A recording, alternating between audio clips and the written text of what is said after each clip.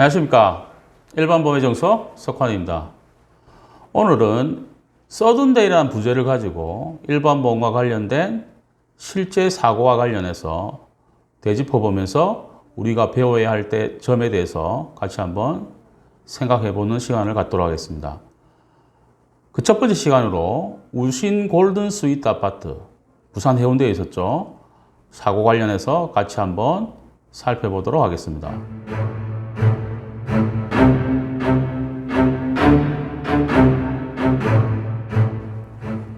우신 골든 스위트 화재는 사고가 2010년 10월 1일, 지금부터 한 10년 전이죠. 11시 30분경에 마린시티 내 우신 골든 스위트 오피스텔 4층 미완 휴게소에서 전기 누전으로 화재가 발생했습니다. 사건 경과 현황을 한번 보시면 전기 누전으로 화재가 발생을 해서 해운대 소방당국이 출동을 했죠. 당시에는 15층까지 커버하는 고가사다리 차밖에는 없었습니다. 고가사다리 차와 소방차를 수십 대 동원했지만 빠른 속도로 올라가는 불길은 잡지 못했습니다. 화재가 발생한 지 30여분 만에 38층 펜트하우스까지 불이 번졌습니다. 화재가 발생한 지 7시간이 지나서야 화재가 진압이 되었습니다. 여기서 피해상을 한번 보시면 부상자 5명, 사망자가 없어서 다행이었죠. 소방관 한 분이 부상을 입었던 부분들입니다. 재산 피해, 소방사 추산으로 54억 원, 실제로 100억 정도 추산을 하고 있었죠. 이렇게 피해가 확산이 된 원인이 있었습니다. 그 첫 번째가 화재가 발생 4층에는 당시 최고급 아파트였다고 자부를 하고 있었죠. 오신 골든 스위트. 스프링클러가 설치되어 있지 않았습니다. 그리고 외벽 유리가 강화 유리였지만 유리를 쉽게 깨트리지 못했습니다. 왜 그러냐면 유리를 부수면 산소가 급격히 유입돼서 피해가 확산이 되죠. 그리고 백드래프트라고 하는 폭발 현상이 발생을 하게 됩니다.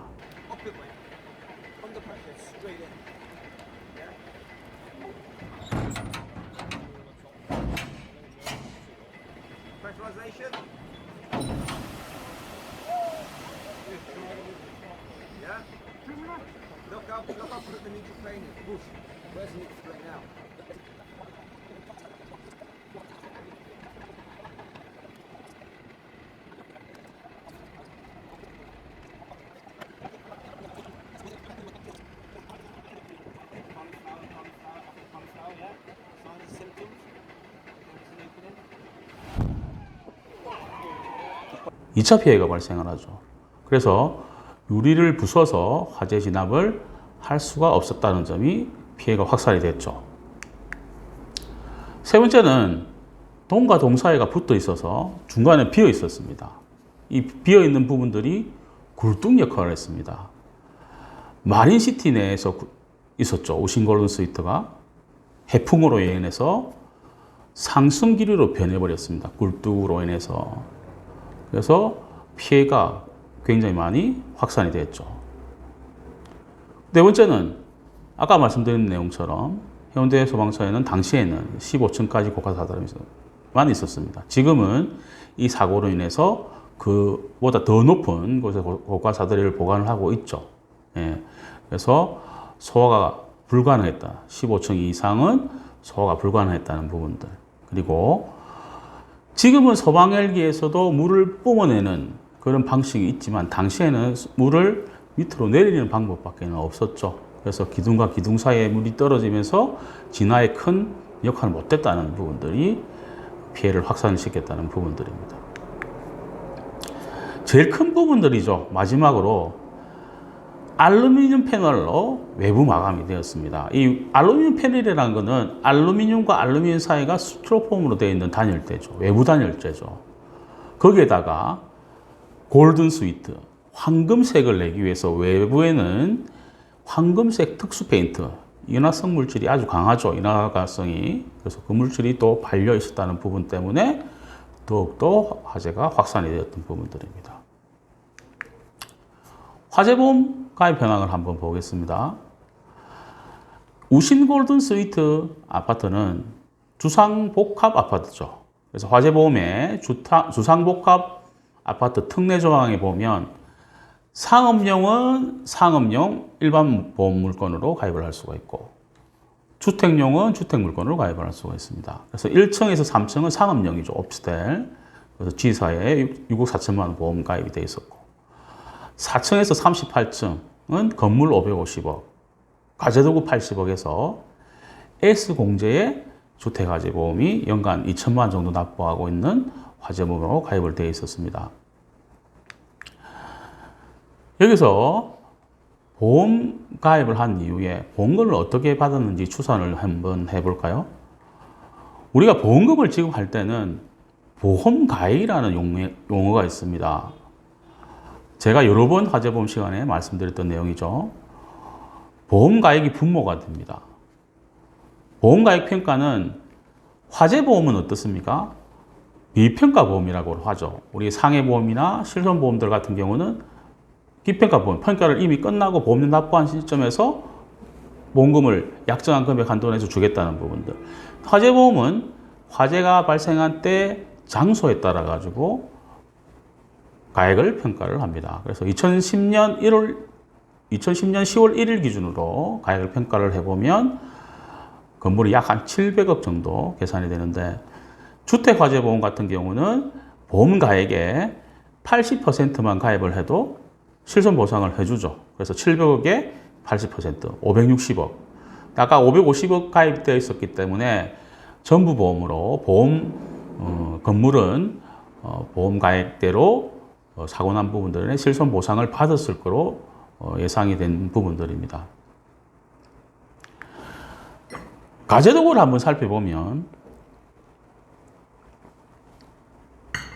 우신 골든 스위트 아파트는 그 당시에는 고급 아파트, 굉장히 고급 아파트였죠.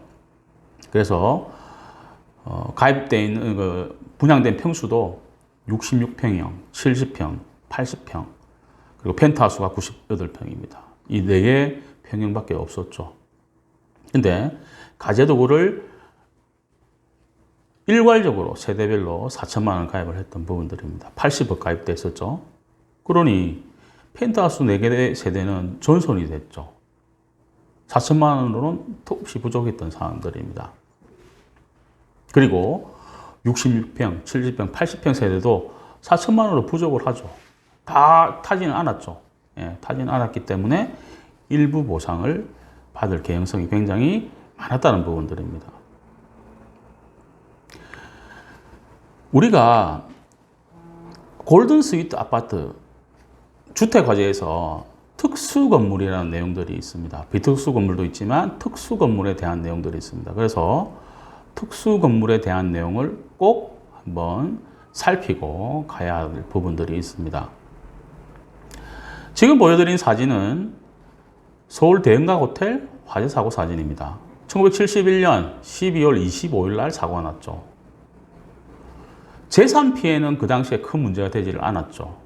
보험으로 커버를 하면 되는 부분들이기 때문에. 하지만 당시에는 불로 인해서, 화재로 인해서 사망자나 부상자가 보상을 받을 부분들은 전무했습니다. 그래서 이 사고로 인해서 화재로 인한 재해보상과 보험가입에 관한 법률이 1973년 2월 6일 날 제정이 됩니다. 여러 번 개정을 통해서 지금은 18개 업종이 특수건물로 지정돼서 운영되고 있습니다.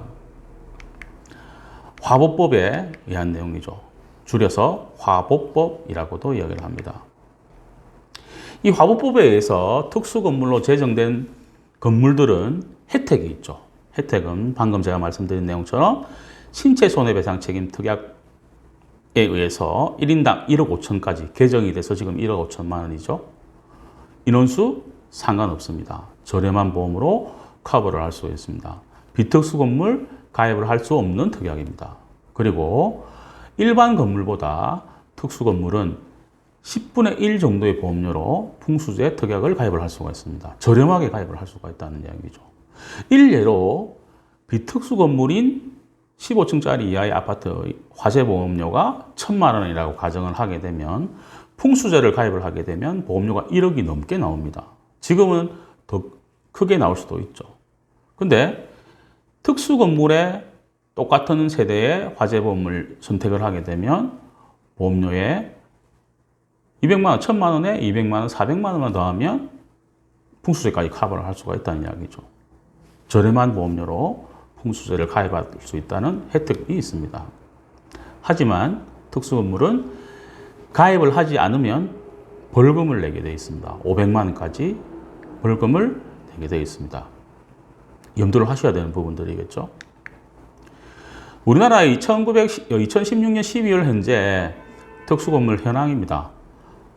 지금은 주택 부분에 대해서 말씀을 드리고 있는 부분들이기 때문에 아파트는 6,958단지 곳이 있다는 거죠. 그리고 주상은 684단지 정도가 있는 부분들입니다. 지금 훨씬 더 많이 늘었겠죠. 예, 참고로 하시고요. 그래서 울신 골든 스위트 같은 경우는 5명의 부상자가 있었습니다. 1급 3천만 원까지, 14급 50만 원까지. 예, 중간에 급수는 급수되어 한도 내에서 보상을 받을 수 있었겠죠. 예, 후유장애 발생하면 후유장애 1급 1억 5천만 원, 14급 1천만 원까지 해서 후유장애 등급에서 보상을 또 받을 수가 있습니다. 그게 신체 손해배상 책임 특약보험료입니다. 마지막으로 우리나라에서는 연간 4만 3천에서 4만 8천여 건 화재가 발생을 합니다. 그 중에 주택 화재가 만여 건이 일어나죠. 그 만여 건 중에도 부주의한 사고로 해서 55%가 5,500건 정도가 화재가 발생을 합니다. 정기적 요인이 22%입니다. 원인 미상도 11%나 되죠. 이렇게 사고가 많이 발생함에도 불구하고 주택화재 보험가입률은 단독주택인 경우에는 31.2%밖에 되지는 않습니다. 연립 다세대주택은 더 떨어지죠. 29.3%. 아까 특수건물의 아파트 다 가입을 할 것 같지만 비특수건물도 많이 있기 때문에 아파트 가입률도 73.2%밖에 되지 않습니다. 우리의 역할이죠. 가입률도 올려야 됩니다. 그리고 일선 영업을 가보면 우리 집은 아파트관리사무소에서 다 가입을 했습니다. 주택화재는 가입할 필요가 없다라고 하시는 분들이 굉장히 많습니다. 아파트 화재보험 관리사무소 다 커버 될까요? 조금 전 우신 골든 스위치처럼 건물은 지금 거기다가 실손으로 가입을 할 수 있는 보상을 받을 수가 있는 부분들로 가입이 다 되어 있습니다. 하지만 가재도구인 경우에는 세대당 일괄로 가입되어 있거나 미가입되어 있는 경우가 많습니다. 그래서 주택화재보험을 가입을 할 경우에는 아파트관리사무소에서 정권을 확인을 하셔야 됩니다.